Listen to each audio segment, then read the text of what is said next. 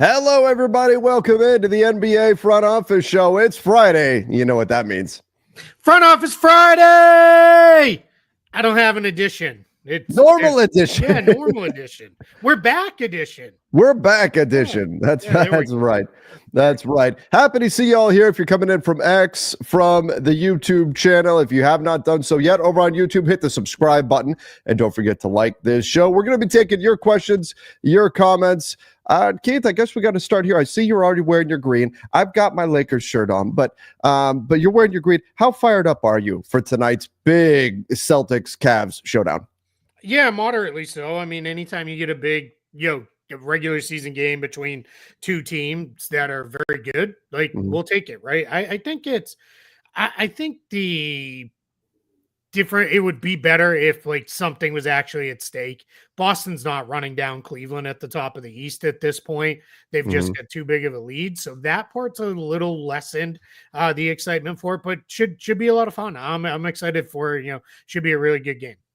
Do you see it as like a measuring stick type game, or is it because it's a regular season? It's just kind of it's an important game, but this isn't going to tell us everything about the matchup.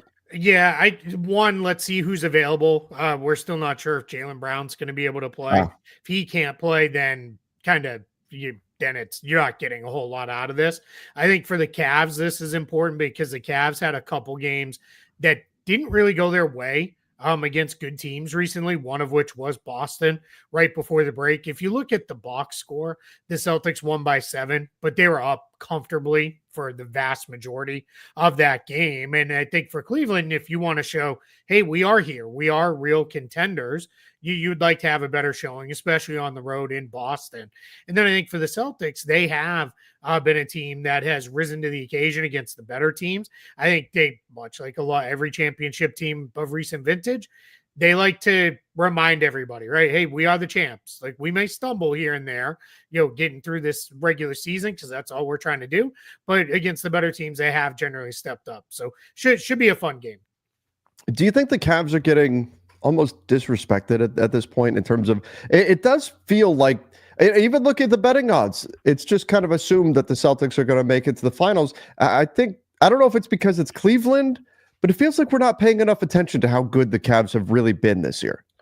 Yeah, I think there's a couple pieces at play there. One, this is how it works in the NBA, right? Until you've done it, we're not going to buy into you.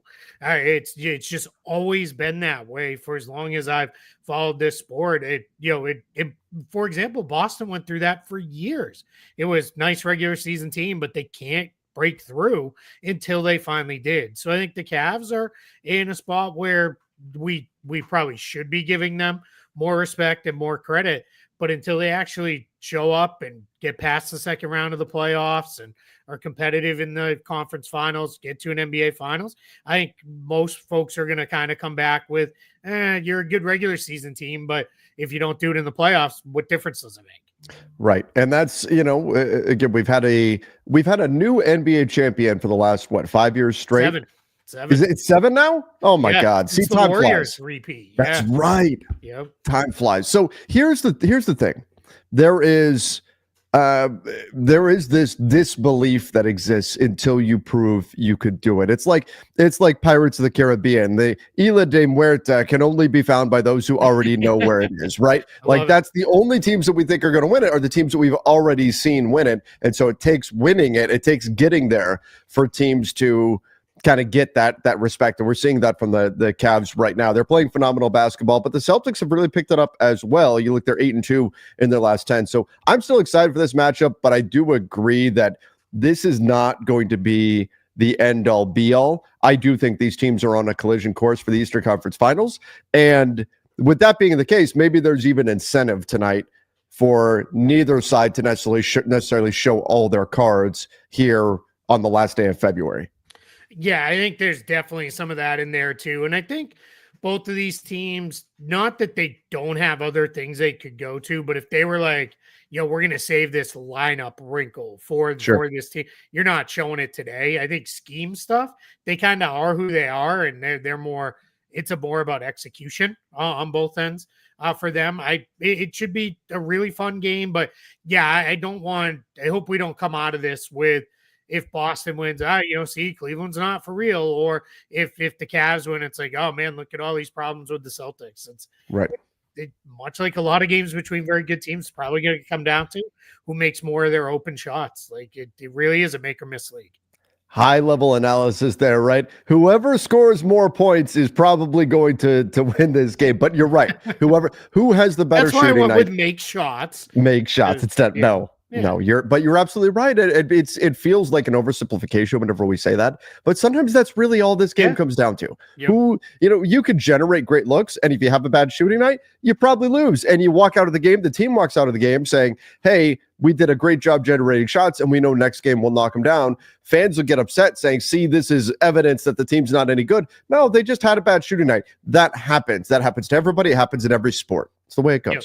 Yeah, absolutely. But I mean, these two teams, I think, have really established themselves by far and away the two best teams in the Eastern Conference. The Knicks have had a nice season, but every time they've played one of these two, they've really gotten hammered and haven't been very good. So, and that gets us to this comment here from M. Wesley. Said, besides they haven't been there before, is there any reason not to include Detroit in the second tier of East contenders behind Cleveland and Boston? So Detroit is 8-2 in their last 10. They've won their last 8 straight.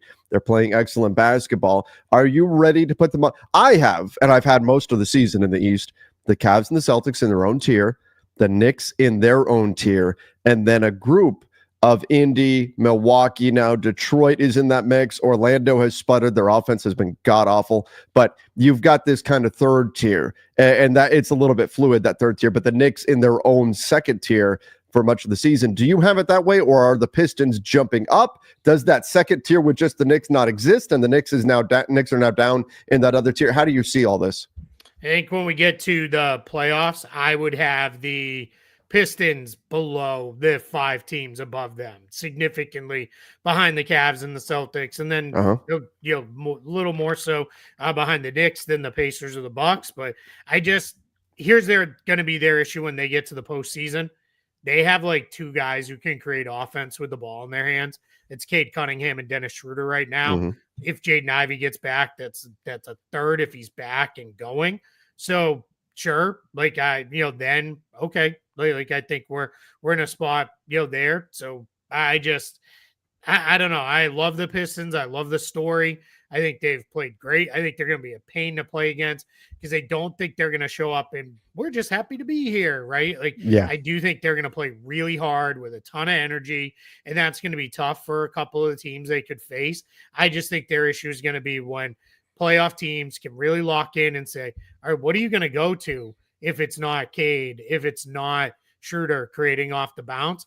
They're going to struggle to put up points, and that's why I have them below those other teams. And I think that's fair. I also think the experience factor is one. When we say any reason not to include them aside from just they haven't been there before, well, there's a reason why they haven't been there before is something that gets noted, because sometimes it takes teams, it takes them getting the experience of the playoffs to feel playoff level basketball, because it's a different animal. The playoffs, it's a different level. One team is locked in on you and they're focusing on exposing all of your weaknesses. It's a different level of competition. And oftentimes it takes teams a trip or two to the playoffs before they really make their push and their jump up, because they have to get that experience in the postseason. I think that's where the Pistons are at, but by no means should that be seen as disparaging the Pistons or being down on the Pistons. No. They have had a phenomenal season, and if they get into the first round, they make a little bit of noise. They make their opponent sweat a little bit. They get that important experience. Yep. Great. That arrow is still pointing up for Detroit, but I agree with you. I don't think they're the same level as, say, a team that's got Giannis, that has been to the top of the mountain, that has done those things. Come playoff time, that experience matters. But Detroit has had a phenomenal season. They're headed in the right direction, and this experience they get in the postseason this year will prove extremely valuable for the future. Yeah, absolutely. I think what you're looking at here is they have kind of taken the Pacers step from a year ago. And if the Pacers, or let me rephrase, if the Pistons get a couple teams that are down or teams that are injured, maybe they can, pull an upset or two and make that run. But that's what this season was all about. I mean, they've taken, it was about taking a step forward. They've taken like 6 steps forward in a lot of ways, because they went from being one of the worst teams in the league to, a legitimate playoff team. Now, I mean, they're as close to being the 3rd seed as they are to being out of the top 6 entirely. Like, that's bonkers. Like, who would have thought that with this team? So no matter what, credit to them. They should feel really good about it. But I don't think they're satisfied. I think they are going to come and play really hard. Again, I just go back to, I think the playoffs tell you a lot about what you need to be really successful. And I think the playoffs this year are going to give Detroit kind of a lesson of, all right, you just need one more guy who can really be a creator, help ease the burden on Cade a little bit. And the good news is they've got really good opportunity to go to go do that this summer. They've still got great flexibility on, re-signing guys, trading guys. They could even go the cap space route if they really wanted to. So they're in really good position in Detroit. All right, let's go here. D-Rock said, I'm experiencing cognitive dissonance. I wanted Flag, Harper, or Ace. Now we're trying to make the playoffs. He's talking about the Nets. Did Sean Marks fail at his job? He did. Did the Nets tank? Has the Nets tank been blown up here? Have they accidentally won too many games? I guess that's really the question. You look right now, if the draft were to stay chalk, right now the Nets would have the 7th pick. I mean, they still have an opportunity to move. Now, you may say they only have a 7.5% at the number 1 overall, but they've got a 32% shot at a top 4 pick in this draft. Yeah. This is via tankathon here. I mean, somebody's got to win games, right? Somebody's got to win. So I don't know. Like, I have a hard time being too upset that you went from, I mean, maybe you would get maybe you're the 6th spot here or something like that if you could have lost a few more games, but I don't know. Like, I have a hard time seeing the Nets catching like Toronto or New Orleans or something like that right now. Yeah, that's it. I mean, they're probably too far away from those teams. It's probably going to be them, Philly right now. If Philly shuts everybody down, I think Philly will rapidly free fall. I think if Sean Marks failed at anything, he hired too good of a coach. Jody Fernandez is a heck of a coach. That team plays really hard. They run really good stuff. Their game the other night, Daron Sharp against the Thunder, he was great. Awesome. I mean, just unbelievable. And they put the ball in his hands and kind of said, hey, go to work, see what you can kind of do. And I think that's the fun thing. If I'm a Nets fan, this has not been like, you're not winning games with, like, if they kept Ben Simmons and had Bojan Bogdanovic out there all year, and they were winning a whole bunch of games, but with all these vets who weren't going to be part of things moving forward, then it's like, why? What was the point? At least you're winning games with some of these kids who may be on this roster moving forward and things like that. And I think that's really important to go. And I'll say this, the basketball gods have a way of rewarding you when you do it kind of the right way if you land in the lottery. So how funny would it be if if it finished like this and they jumped up high and pushed Philly back a spot? Oh, God. Yeah, right. Oh, what a God. disaster for Philly. That would not be funny at all for the rest of the league, true. Keith, with the Oklahoma City Thunder getting the 7th pick.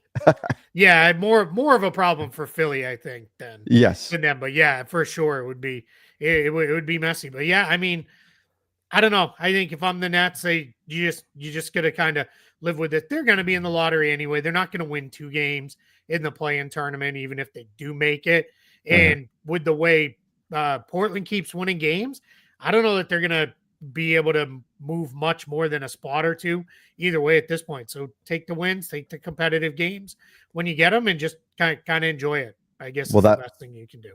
That was a masterful segue, my friend, because the next comment here, Rogers Review said, Blazers fan here.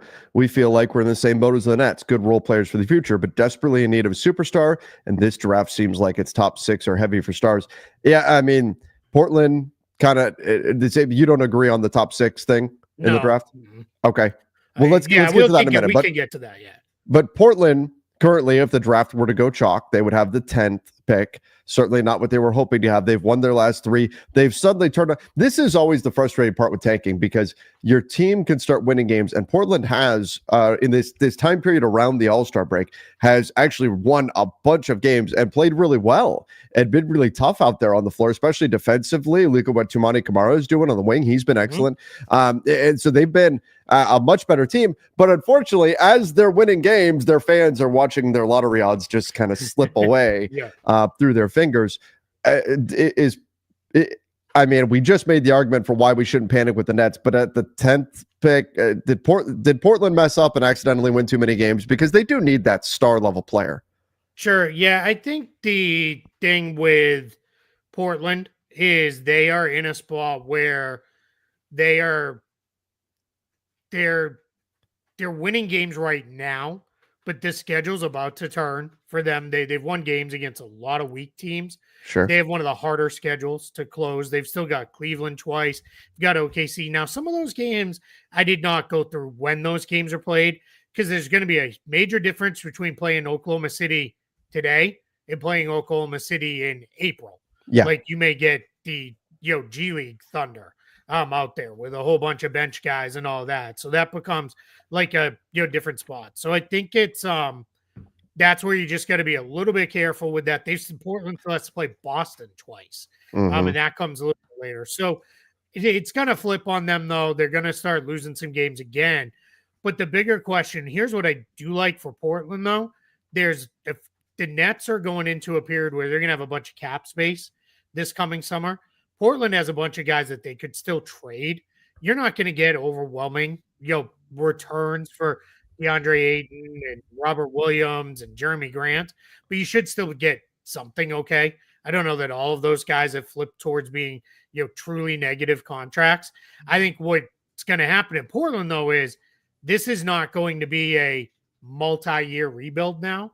This is going to turn into, all right, we've got some guys who can play. Let's try to move some of our guys for a couple other guys who can play and try to move this thing forward pretty quickly. And that's honestly, that's okay. They've picked near the top of the draft like 4 years in a row, right? With Henderson and Sharp and Klingon. So yeah, it's probably time to start moving forward. I get it. It's in a year where people wanted Cooper Flag, but exactly, it's only so much you can do. And that's the thing. And obviously, I don't mean to try to say the Lakers have, toiled and struggled for decades or anything like that. Certainly not. But we kind of went through this, right? Where the Lakers had high picks. You got D'Angelo Russell, you got Brandon Ingram, you got Lonzo Ball. But did they get the guy? No. And so you're just stuck in this spot going, okay, but we need to get the guy. Okay, this guy's okay. We got Scoot. Okay, all right, we got Klingon, but we need the guy. We need that guy, and we don't have that guy right now. And so you're just kind of stuck in this cycle where you're waiting and hoping, hey, maybe one of these young guys will eventually become the guy. It doesn't look like that's where this is going, but maybe something happens. And until then, we got to keep trying to get that guy that's going to allow us to really get to that next level. And they don't have that right now. I'm still disappointed that Portland didn't move off of any of their veterans at the trade deadline, or maybe the offers just weren't there. And they can try again this summer, but it did feel like they were a team that was screaming for a trade here to get some of these vets, get some kind of value in return. And maybe, Jeremy Grant's not had a great season. Maybe the value just wasn't there on them.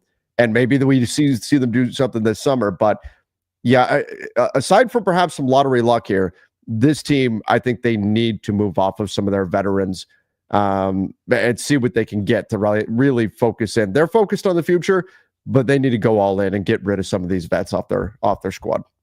Yeah, I completely agree. I mean, just if for no other reason, some of those guys are taking minutes from guys who need more of them. Yeah.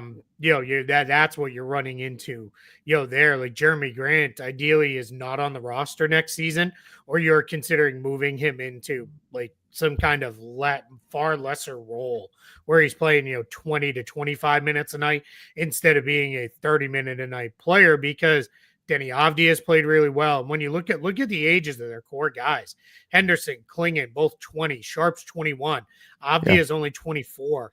If you want to throw Anthony Simons in that group or not, that's really dependent on where you fall on him, but he's only 25.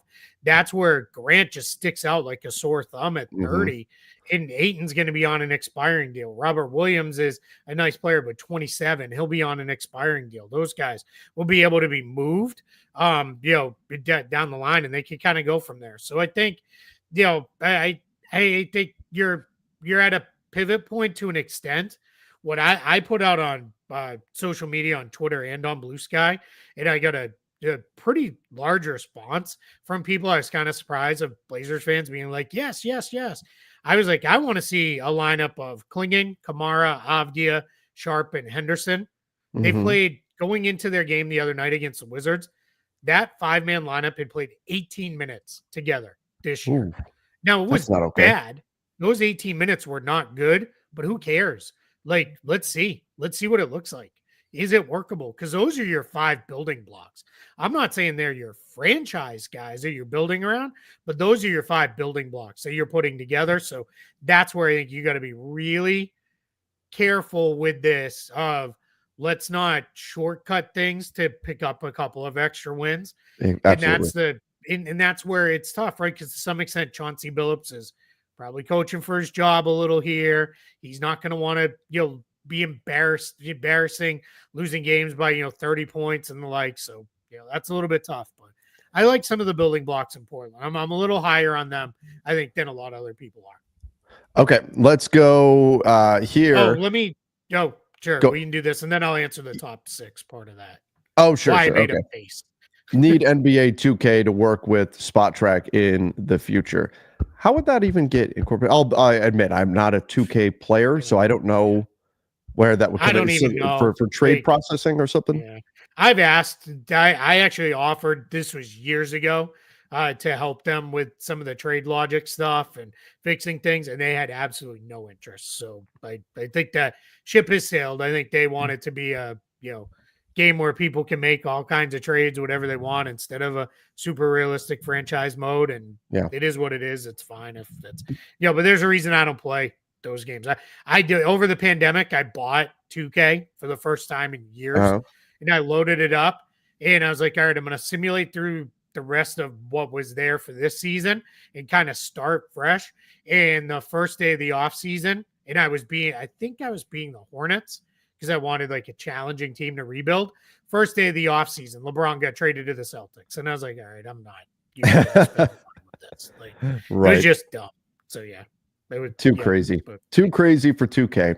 Okay, so your top 6 thing in the draft. Yeah, so I made a little face there because I think what's happened with this draft is people like myself, people who cover the draft, talked about it being deeper and better than last year's draft. And I think people have taken that to assume, oh man, it must be absolutely loaded. And I've said it myself that there's like 5 or 6 guys that could have been number 1 in last year's draft. But it doesn't mean there's 5 or 6 super duper stars. Really, your star level guys right now that I feel very confident is Cooper Flagg, Dylan Harper, and I think Ace Bailey can get there. And I still really like VJ Edgecombe. There's a chance he gets there as well. I think the challenge is with the rest of the guys, it's projecting who will kind of come forward from there, who will become a star that we're not seeing there. And some people are going to see it, some people aren't. But I feel pretty confident in those 4 guys. After that, it drops off a decent amount. I do like Kasparis Yakushonis. Over on the Basketball Bulletin, it's been up for 10 days now. I had a big board update where I did a full rerun of my big board. I went through, I think it did. Yeah, I landed at 69 players. I wish I was that clever, but I'm not. But I went through, I put a little scouting report in there on the top 35 guys because I have first round grades on 35 players right now. So there's a little scouting report on those guys. I'll catch up on the other guys with that. And then we'll kind of, come back around and do another update here. Hoping to do another update maybe before the NCAA tournament, but we'll see, if I have time to put that together. But you can kind of get a feel for that. But it feels like we're getting a little too crazy with how deep this draft is. It's good. It's going to be a good, solid draft. But I think we're going a little too far with, oh man, there's 6, 7, 8, 9 star level guys. We just got to be a little bit careful with that. Sure. Just temper expectations. Carefuler? I don't think that's a word. More careful? Yeah, more careful for sure. Laura said, we'll do this one and then I'll grab Kyle's comment because it was funny. Okay, so I don't know if anyone has said this, Trevor, but kind of funny. JJ Redick left Anthony Davis off his all defense first team before taking his coaching job, and Lakers playing better defense without AD. So I already talked at length about this on Lakers Nation about why I think the Lakers defense has improved. And the short version, I don't think it's necessarily so much an AD. I think Anthony Davis is a very, very good defensive player. Typically, you lose a good defensive player, you get worse defensively. But I am seeing more effort from the Lakers, more attention to detail. I think scheme-wise, they've done some really good things. But I also think a big part of it, too, it's been swapping out D'Angelo Russell for Dorian Finney-Smith in addition to the return of Jared Vanderbilt. I think those things have really paid off for the Lakers to help their defense get to another level. And I also think teams have not yet figured out how to exploit the Lakers center spot. And I do think that's coming. I don't know that they're really like the best defensive team in the league. I think they will drop down a bit, still be good. And you got to be happy with it. But I'd be wary of looking at them and saying number one defensive rating over the last, whatever it is, 17, 18 games, that's real and that is locked in. That's what they are, this elite defensive team. I'd be wary of jumping to that conclusion just yet. But I do think there have been significant improvements there, but it's not, the read should not be, well, clearly Anthony Davis is just not a good defensive player, in my opinion. Yeah, without a doubt. I mean, anybody who says that, that's crazy talk. I think what's also helped too is they're just bigger across the board now, right? Yeah. Like obviously post Luka trade, like Luka is he's just a big guard, and you didn't lose size going from AD to Jackson Hayes. Because Jackson Hayes is roughly the same size as AD. He's nowhere near as a defender, but different roughly weight, but yeah, different weight. But I mean, they're both athletic big guys that are going to be around the rim a lot on the defensive end. And I think what you're looking at with the Lakers too is, I'm glad you mentioned the scheme stuff, because right now it's a lot of very aggressive pressure defense on the ball.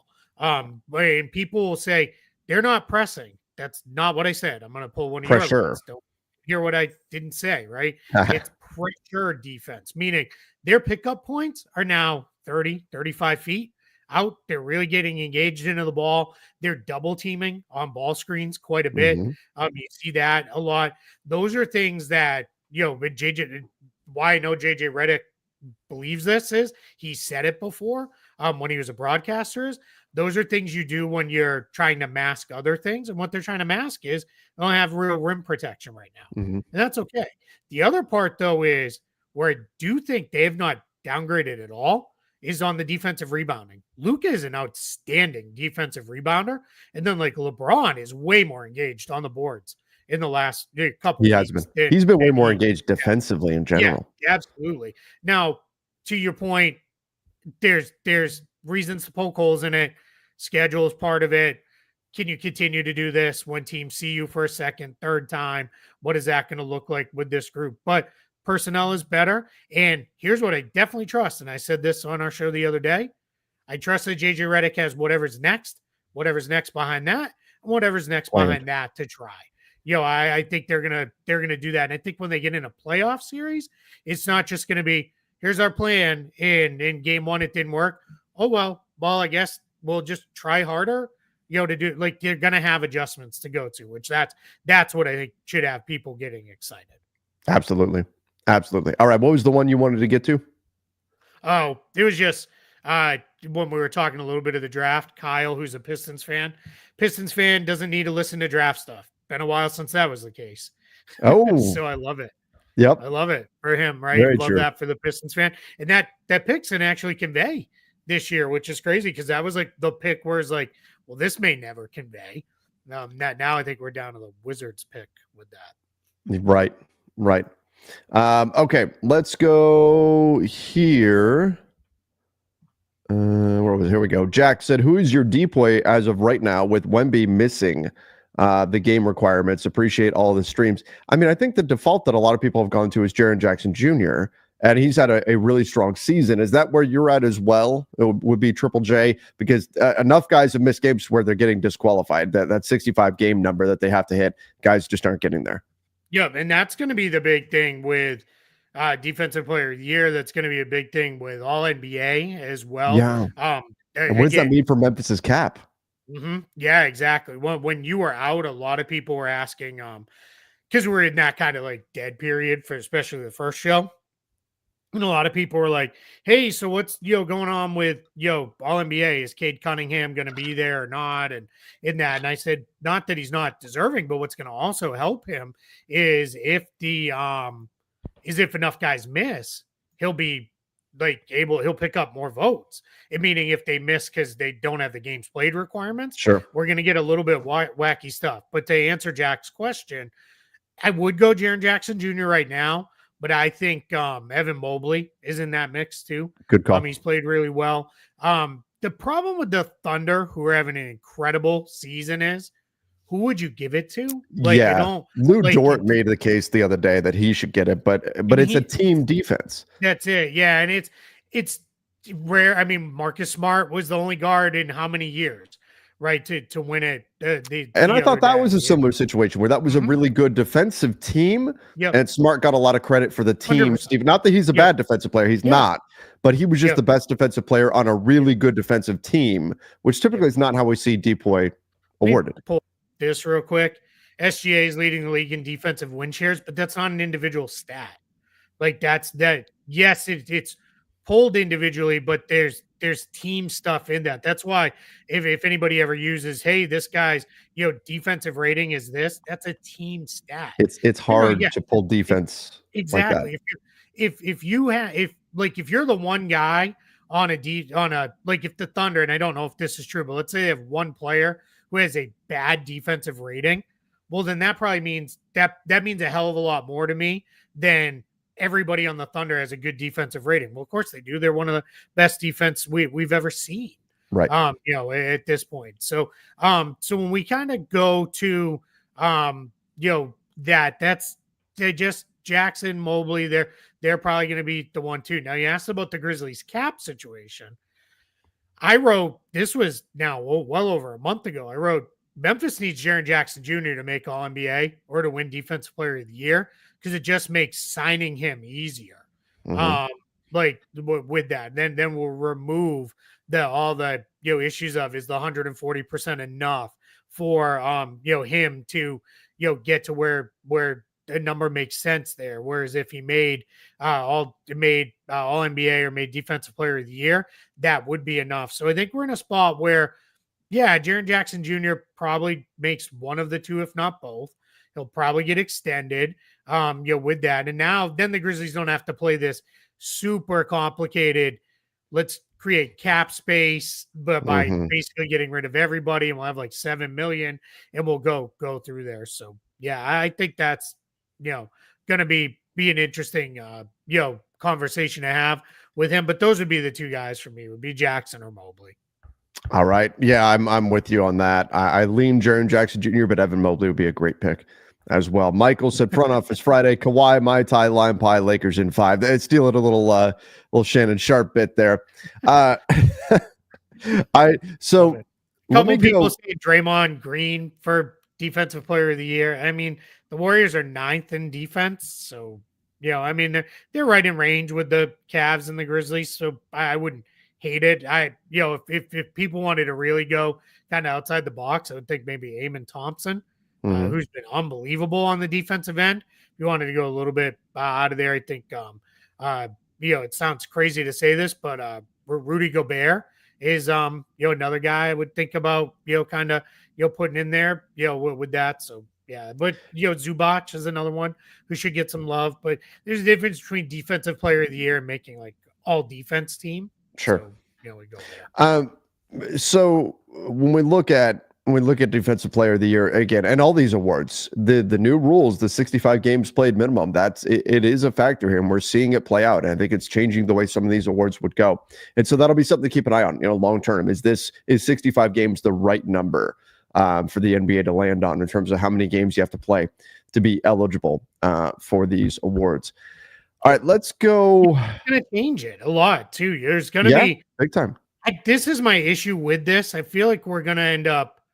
I get why they did it, and it did help really with some of the egregious load management stuff because these awards matter, one, contractually for a lot of guys, but also just for legacy for a lot of players. but we're gonna have some of these picks where we're gonna be like, man, these are weird. Like, what? Yeah. Why did this guy make it? Then we're gonna look and be like, oh, all the guys you normally would have on their preseason all played 60 games because of injuries or whatever. Exactly. That's what's going to be a determining factor for a lot of these guys. All right, let's go. People called out Malachi Flynn. Yeah, you got a 10-day call up with the Hornets. He's replacing Elfrid Payton. The Hornets have a hardship exception, so they can sign a 19th player. So yeah.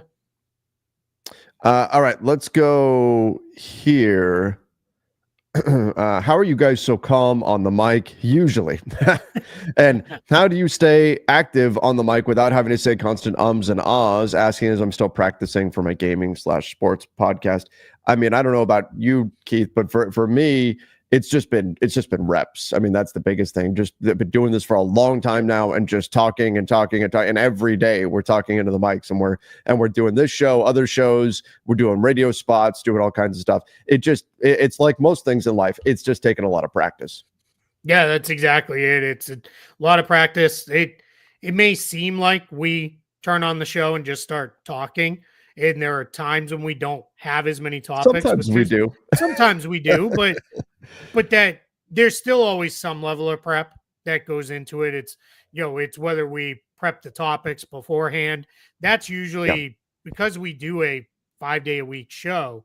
When we sit down, we'll go into a spot where it is, what's the latest news that we didn't talk about yesterday or came out over the weekend, and we build those topics out. And then once in a while, one of the two of us will be like, I didn't see that. What was that? And then we have to go research the story and look into it a little bit. And we just go from there. But I think the preparation side of it comes from, we watch a lot of basketball. So when we're coming here, it's easy. But the ums and the ahs, like, I still do it all the time. The one that gets me is when somebody gets me with something where really, like, it's a curveball, and whether that be you or the question. Because you're processing. Yeah, because I'm like, man, I got to think about that live. But, it's funny because I think one of the things we really have a lot of fun with is on those, like, live trade shows, because that's not that we're not authentic here with you guys all the time, but that is the most absolute authentic fan versions of ourselves you're going to get. So that's a plug for, we'll do our live draft show again, I assume, for the first round.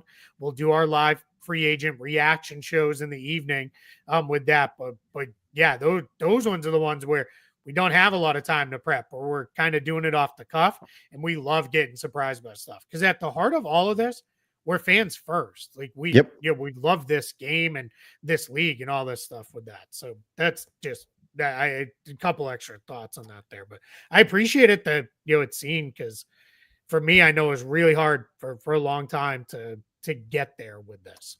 Can you go back and listen to your old shows? No.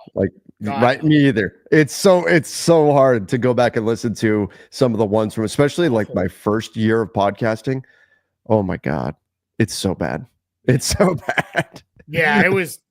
I didn't have any sense of pace or any somebody actually just said this to me. I've been doing how it is with radio spots. You have your regulars, right, where you go on with them all the time. And now I'm into years with some of these people. And one of the guys was telling me he had to put together like a reel thing for an anniversary. The producer was doing it. He goes, so we have you on there on one of your early things. He goes, I'm not trying to be a jerk. He goes, but you've gotten so much better. And like, I'd get on a radio hit and give like podcast length answers to questions. And then it would be, all right, and for our second question, and we've got a minute left. So, it's just a completely different thing. So, because you're trying to get in everything. You're trying to get in all your thoughts on, and then you have to realize, oh no, I need to trim this down to just this or whatever. But yeah, you don't want to miss something, because you don't want to feel like, exactly, man, I really wanted to make these points, and it's like, are you have time to make 2 or 3. You cannot make 7 points on a answer. All right, let's go here. Also followed up with, what topics do you know, or how do you know what topics to discuss? I think there's 2 pieces to that, and number one is just experience, because we've been doing this for a long time, and we're very, very in depth in the NBA. We're very locked into everything that's going on, and so we kind of just have a sense of what the important topics are and things of that nature. But also, we're constantly unconsciously getting feedback on what we're doing. We see how many people watch a certain video, how many people listen to a certain show. We see the way people respond to us on social media. And so we're constantly getting feedback, even in an informal way, of what it is that people want to hear about. And so just overdoing that for years, I think both you and I, Keith, have developed kind of a sixth sense of this is something that people are going to want to hear. This is something we need to focus on, whereas another topic is not. Yeah, absolutely. And it's also, I think, what's allowed us to do this and have the level of success we've had is we do know what our niche is too. Like like if we were going to come on here and start breaking down film, it's not necessarily what either one of us does. And there's people who, quite frankly, do it way better than we do. So go watch their shows if that's what you really want. That's okay. No issue with that at all. So I think we try to, program a show. One thing we've also been very true about is we're not going to come on here and just scream and yell at each other. Because we both have said if that's what our bosses wanted, or if either one of us wanted that, then we're out. We're not going to do that show. We do not want to do something like that because we don't want to at all have that show where it's just hot takes and throwing around crazy stuff we don't believe in. Go back, you guys can listen to our April Fool's show last year.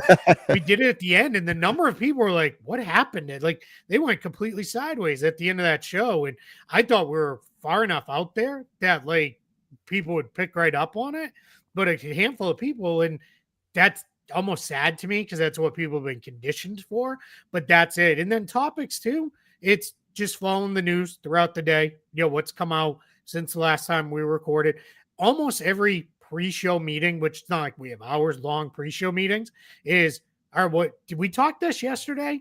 And then going, no, we didn't. Okay, let's make sure we get into that. And then there's some topics, a lot of times if it's a weekend topic that comes out on a Friday afternoon, we don't hit it because there's already been 2 days of it. And it's just, it's too late. And it wasn't worth a live show or an extra thing. Exactly. And you got to kind of get into a spot where you really, you got to hit what's relevant. Otherwise, people are going to be like, hey, what are you guys doing? Like, why are you talking about news from, 2 weeks ago?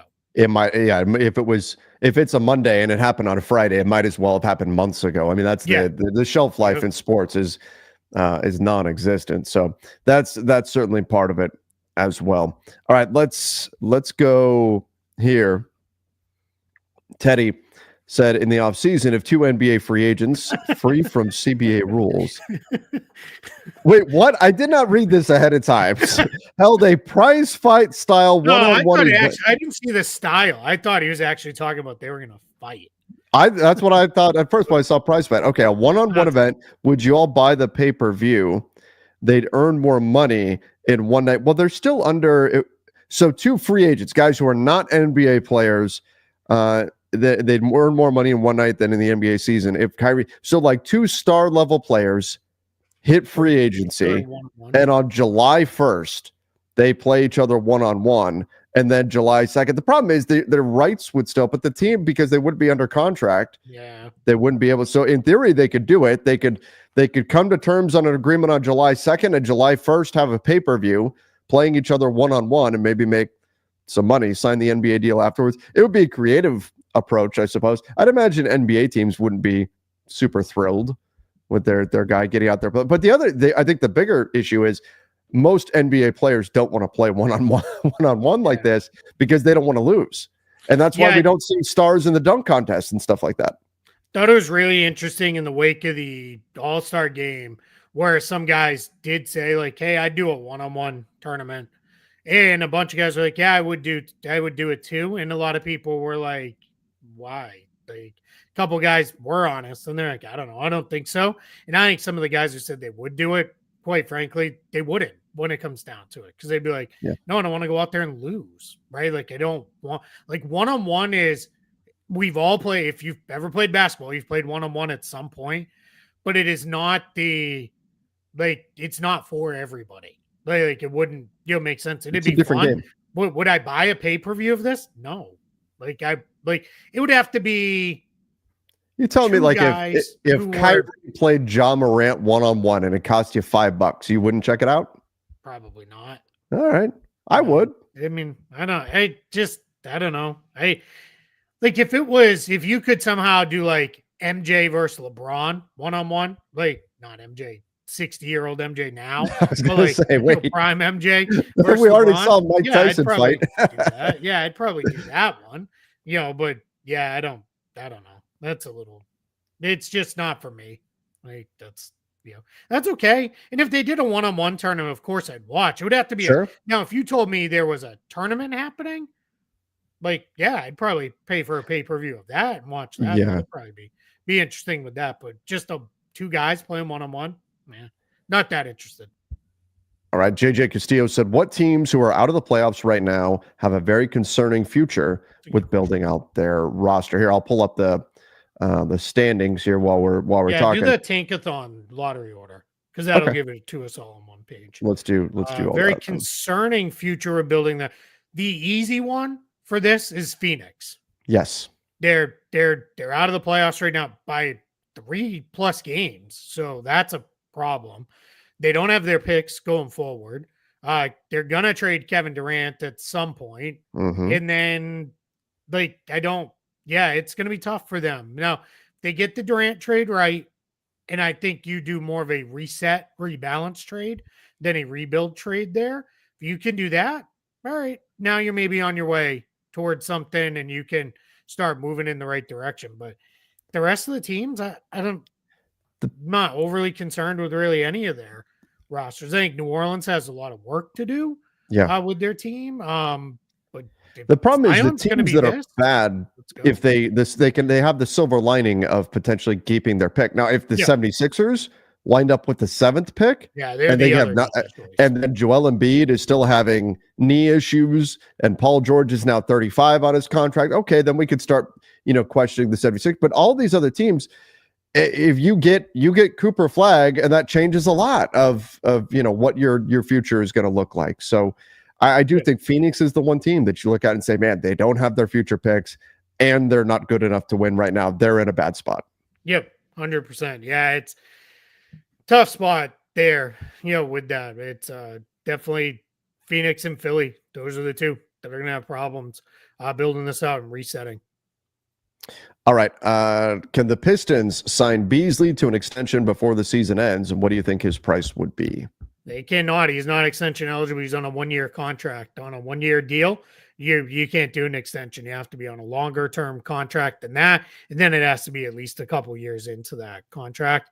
So for the Pistons, there's two paths forward with Malik Beasley. They have his non-bird rights minimum bump. They can give him on that. I want to say that'll get him up to about $7.2 million, I think. Yeah. With that. So that's not enough there. So then you're talking, if they stay over the cap, is the non-taxpayer MLE enough? If that's enough, then maybe you stay over the cap and you function that way. If that's not enough, they have a path where they could kind of basically say goodbye to everybody, really, go down to just the guaranteed guys left, have some cap space, re-sign him out of that cap space, and then go forward with that. But I think they're going to be doing what they can to see, hey, is the non-taxpayer enough? Like, can we get something done there? Yeah. Then maybe that's something that they can do with Beasley's been excellent this season for them. The shooting has been great, and he's given them a little bit of playmaking too, a little bit of toughness. He's done a nice job this year with the Detroit Pistons. Yep. All right. Keith, anything else you want to get to before we head off to the weekend? Yeah, there was one other thing in here now. I should have been marking these off as I saw them. Charlie Saturday asked if I missed this. Would love to hear where you two are on the Kuzma trade after initial skepticism. I mean, it's a lot more important now that they made it with Bobby Portis out. Like, I think that's been really helpful with that. I just didn't love the fit because of what it meant to move Middleton out from that team, how much he meant, but Kuzma's been more available, needs to shoot the ball a little bit better. I think he's having some struggles readjusting to a lesser role with the Bucks, where he's like the third, fourth, sometimes fifth option in some of their lineup constructions.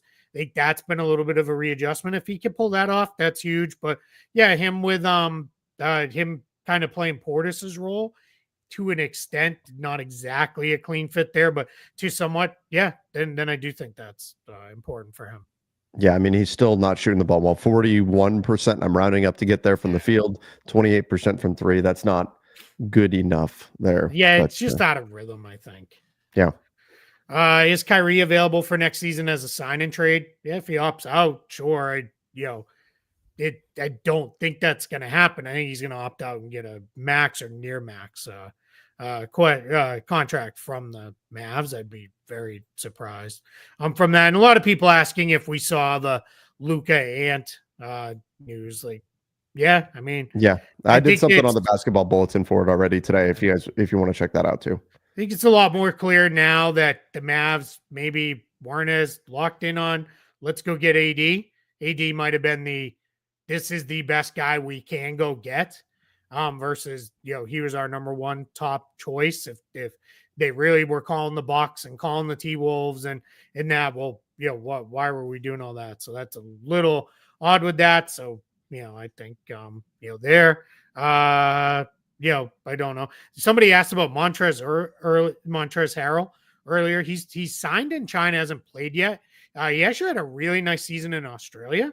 Looked really good physically, which had been the issue in his last couple NBA years. But obviously, he's playing against guys who he's a little overmatched for those guys there. So I think that's part of it. If he does end up playing games in China, he only signed there about a week ago.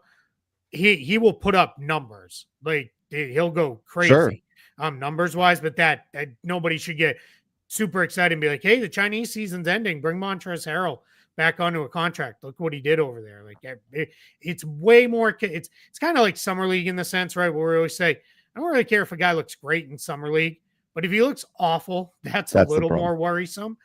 If a guy looks great in China, okay. If they look really bad in China, that's probably, they're probably done. Yeah. With that. So, and then just, I was going to bring this up because I got asked this question. The two different people emailed me this too, which is weird. What's wrong with Luka's shot? I think it's just, he's just getting back in rhythm. I think he is a guy who because of, he's not a high rise shooter. With this, he's not super athletic the way he gets his shot off. He has to be really in his mechanics have to be really good for it to consistently fall.